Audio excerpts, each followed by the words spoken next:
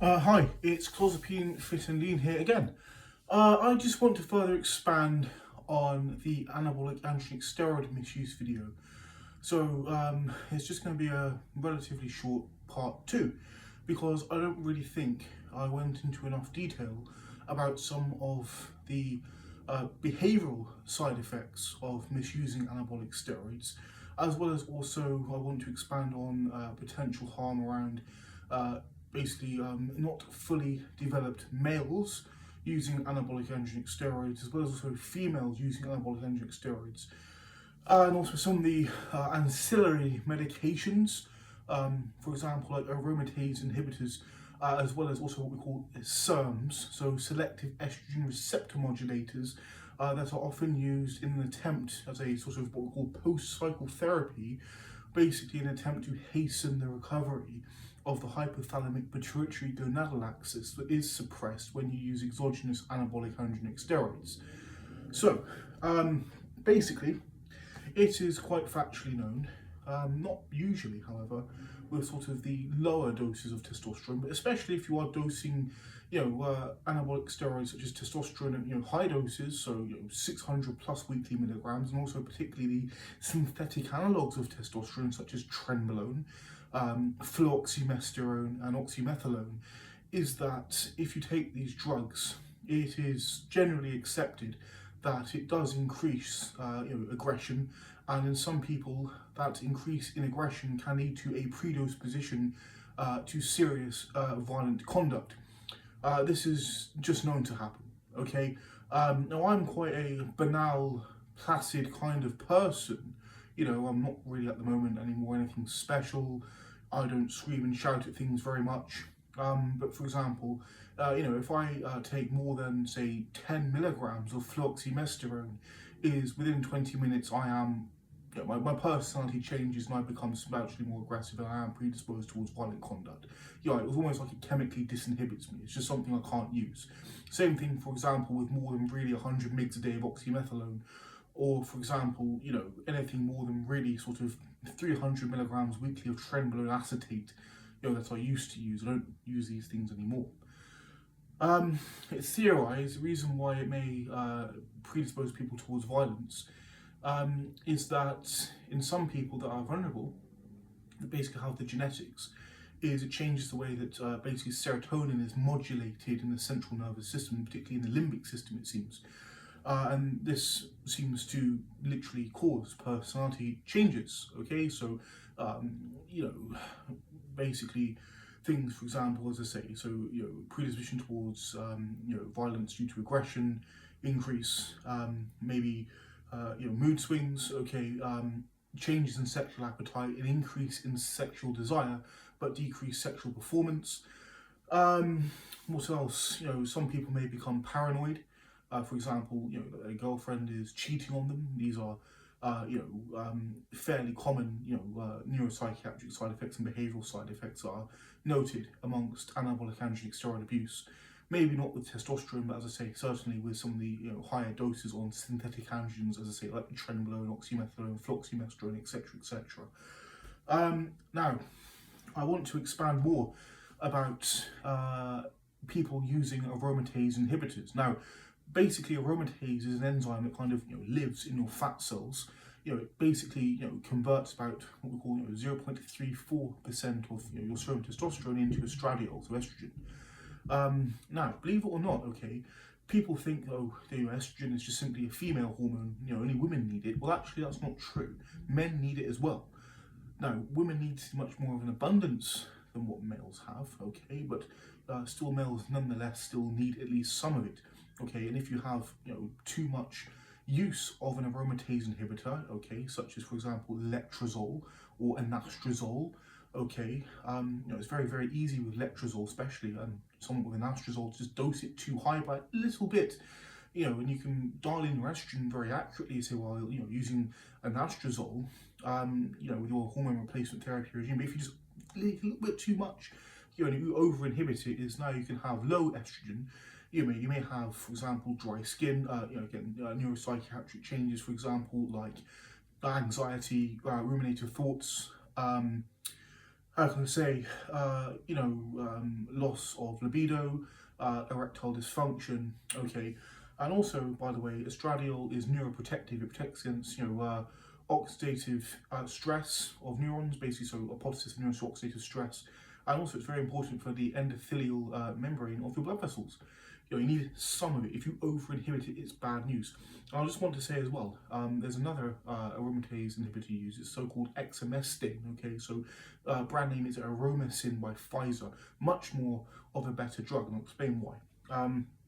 Not only is it very easy to accidentally over-inhibit aromatase activity through letrozole, especially, and also anastrozole, is these particular two aromatase inhibitors are not what we call suicidally inhibitive. They only temporarily bind to aromatase. Your body realizes basically aromatase is not, how can I say, it's being blocked too much. Okay, so it upregulates the production of aromatase, okay, the expression of aromatase, and then when you discontinue the letrozole or the anastrozole, the the aromatase inhibitor basically comes off the aromatase enzyme. Now you have too much of an abundance of aromatase, and now what you have is this, over, aromatase activity, so hyper aromatase activity, whatever the appropriate name is.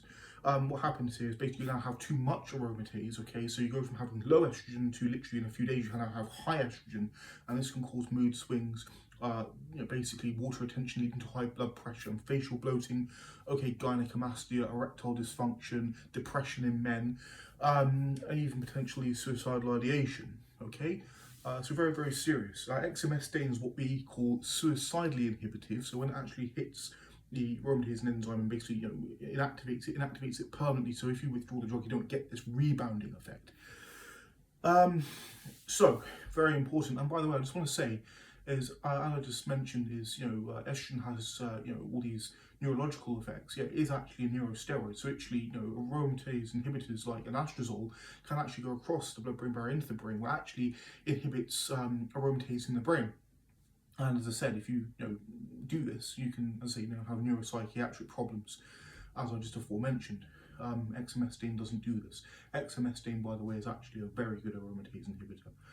Now, furthermore, I want to touch upon are the abuse of selective androgen receptor modulators, as well as potentially other anabolic androgenic steroids. That maybe adolescent males want to use for body image purposes. Maybe they're insecure because they're a bit skinny. They want to look good for their summer holiday. Okay. They may think, oh, I'm going to be clever. I'm going to run a bit of, oxandrolone, so an Anavar. Oh, that's prescribed to boost people's height. And I'm going to use just a replacement dose of testosterone. So I'm going to take 100 milligrams a week of testosterone enanthate with a bit of exemestane. So, the estrogen, doesn't, close my growth plates. Now I just need to run a bit of clomiphene afterwards, and I'll keep my gains and I'll look good on the beach for the girls. Right? Yes. Okay. Potentially, theoretically, if you were to say run maybe, I don't know, 20 mgs a day of pharmaceutical grade oxandrolone, if you have the money for this at the age of fucking 14 or 15 somehow, and you take, say, 100 mgs a week of testosterone enanthate with, say, a bit of exemestane, okay, not too much exemestane, but like a little bit to control your estrogen so you don't get that conversion, which, basically causes your growth plates to ossify. Yes, maybe that would actually work, I'm not going to lie to you. The problem is you've overlooked something, okay, is the side effects of the clomiphene. So clomiphene is what we call a selective estrogen receptor modulator. Okay, it's used basically after you discontinue anabolic androgenic steroids to hasten the recovery of your own body's testosterone production that's shut down after you use the exogenous injections and the pills. Now, basically it acts, is agonistic in bone, okay? So it closes growth plates. Okay, so does tamoxifen, okay, commonly used also as a so-called PCT drug. We know that tamoxifen closes growth plates, okay, because it's actually used clinically for this very purpose in adolescents, both males and female adolescents, okay. For example, in the Netherlands, where you have males and females that are, say 16 or 15 years old, and they've already reached this, large adult height already, or rather, sorry, not fully developed height, and they're going to develop into an even taller adult height, rather, sorry. They may say be literally like 6'6", at the age of 16, and they might grow to say 6'8" or 6'9". They don't want to, as they actually are, given on a prescription, tamoxifen at a correct dose for this purpose, okay, they know that you have completely, open growth plates, okay, on the x-rays, 8 weeks later, not months, weeks later, at the, this dose of tamoxifen they use, as those growth plates are fully ossified, okay, and once these growth plates are ossified, that's it. Your growth is now shut down. You do not have any vertical growth now. You will not grow any taller. Your height is now stunted, okay? Please, very, very serious. PCT drugs also do have side effects. And also, by the way, I want to go into about the use in females. Again, so this is particularly serious. So please, what do you think is going to happen, okay, if you are a female and you put an abundance of testosterone or testosterone synthetic analogues like nandrolone or oxymethylone or oxandrolone or methandione or gestanolone or trianolone? Right, what's going to happen now, okay, is these are male hormones, okay, that's their name, androgens. Okay, if you take these drugs, okay, especially if you take them for too long, at too high of a dose, is these drugs can have irreversible side effects which are serious, okay? You may now have what we call clitoromegaly, okay? So basically permanent enlargement of the clitoris. There are no procedures or operations to reverse this. Permanent thickening of the vocal cords, which may, develop a masculine, deepened type of voice. Facial hair, not just a bit of hirsutism, but literally a beard. If you're genetically predisposed, it can actually cause male pattern baldness, reduction in breasts, okay, and also furthermore, it may virilize the woman's brain, leading to long-term neuropsychiatric consequences, including changes in sexual appetite long-term, which may or may not be reversible. Please, really, really serious here. What else are there? I mean, I talked about neuropsychiatric and behavioural changes, uses of aromatase inhibitors and selective estrogen receptor modulators amongst adolescents in particular, female users and potential side effects. Oh yeah, right. So also the potential use of so-called underground lab products. Please, you would have to be off your tree to do this. You would have to, honestly, in my opinion, if you're dosing yourself up on super physiological doses of things like testosterone, trenbolone, masteron, or gestanolone, a bit of dianabol in there, and you're literally, getting these combination vials, and you are taking something, okay, it's a vial from the internet, you do not know who's made it, you don't know what's in it, you don't know if it's made in correct sterile conditions, or if the carrier oil is safe for human, injection. It might just be a food grade carrier oil for supermarket shelf for someone's salad. We don't know if it has an unacceptable, say, bacteria count, which may lead to, say, things like sepsis, or, for example, things such as abscesses, okay? You are taking, a complete risk.